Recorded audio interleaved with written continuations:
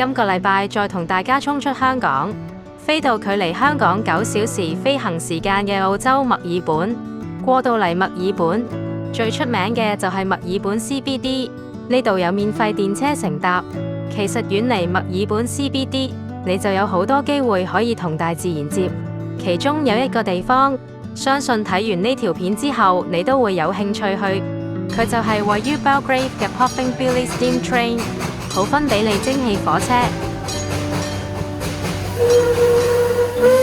由市中心搭火車到呢個站需要大概70分鐘，再行3分鐘就會抵達呢個蒸汽火車嘅起點。呢條鐵路主要俾大家穿越溫帶森林之中，感受原汁原味嘅古代風情，呼吸嗰度嘅新鮮空氣，欣賞美麗嘅景色。但係記得早啲預訂。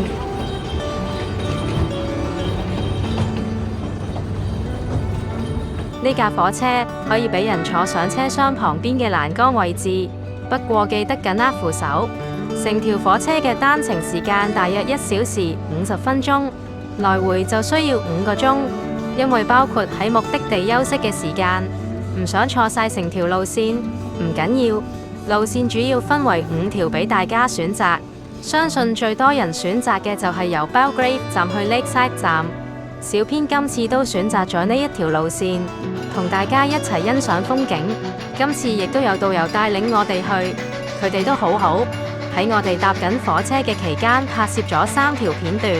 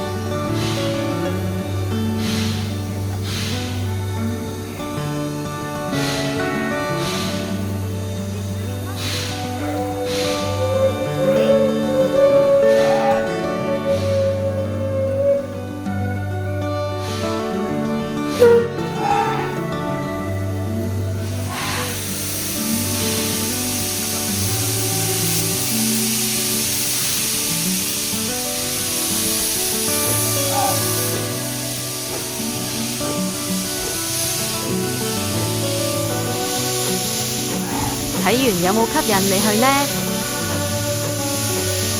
下次再見，我係 Rail Shooter。